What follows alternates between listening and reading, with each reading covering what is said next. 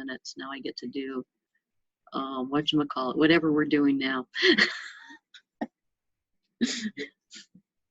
Okay, homework 12 is due today. There's no lab this week. Your lab was due whenever it's due. It was due last week, so don't worry about it. You can turn in one late lab to me this week by Friday for credit. The final exam is on Wednesday from 3 to 5 p.m. And I should have them graded by Thursday is the plan, because I'm going to get the 280 finals done by Wednesday is also the plan.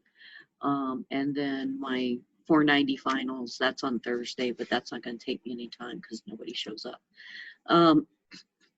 It's optional for seniors. They've had enough grief already.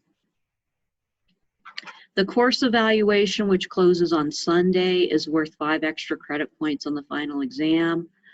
Please get those in. The practice final is worth 10 points on the final exam. There's some bonus points in there. 1 week worth of late lab, and I do reserve the right to lower grading thresholds. I've already lowered the threshold for an A down to an 88%. So that works whether you're taking the final or not. If you currently have an A, you don't have to take the final. And you will know that I think you have an A because, and there'll be a column in BB Learn gradebook that says final grade, and it will say A in there. That's my key not to change your grade, even if you get a 0 on the final exam. For some reason, I put that in. And you must have completed lab 4. So yes, oh, I miss this guy. I put this in before he died. Does anybody know who this is? This is like bonus point opportunity right here. This is the drummer for Rush. Yes. I don't remember his name, but I remember hearing about this. Like Neil Peart, yeah. Wow. My childhood idol. You might be a Canadian if you know who this guy is. He wrote the theme music for Hockey Night in Canada, which has a lot of drums in it, by the way. So this is the final exam review. You can bring in 3 sheets of paper with formulas or diagrams or anything written on it. 2 from the previous exams, 1 new sheet. I have no way to police that, so just 3 sheets of paper. Ruler might be helpful. There are 5 problems total, worth a total of 162 points.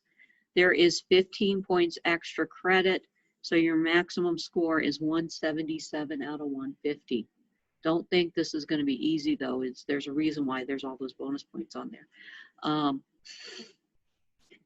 At least 1 problem on the practice final is amazingly similar to 1 problem on the final exam. So you don't want to miss that one. That's the easiest thing I can put on there. This is the information that's on the front page. Important things to note. You've got Kn prime and you've got Kp prime. You've got lambda and not VA. So you don't need, so if you're calculating R naught, it is 1 over lambda ID because that's what's on the front page. You've got the body effect parameter, that might be useful. You got the length of any transistor that doesn't have a length that you think you need the length for. It's 0.13 micrometers. We've got VDD. It's on the front page. So this is good stuff to know that you have available.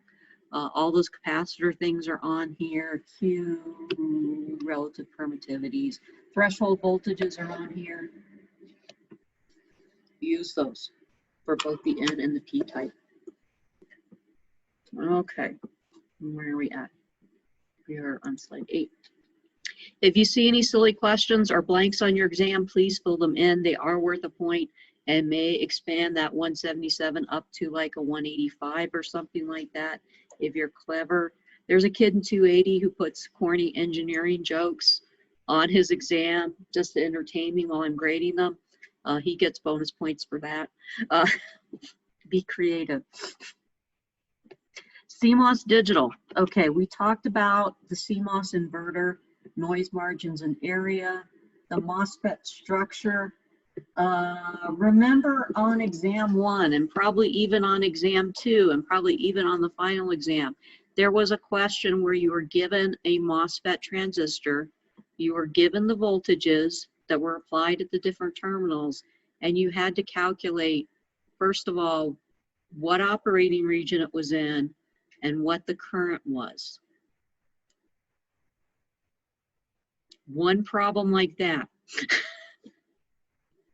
Okay, there's 5 problems on this exam. I've already told you one's on the practice final and one is calculating voltages and currents.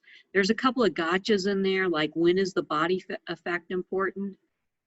If there's a voltage between the body and the source, the body effect is important. And you know what that voltage is. When do I take into account the silly 1 plus lambda ID? And lambda's on the front page. Whenever you're in saturation region. No, it's 1 plus lambda VDS. That only works in the saturation regions. You don't know how many times I've seen people calculate the current in the triode region and then multiply by 1 plus lambda VDS. Don't do that.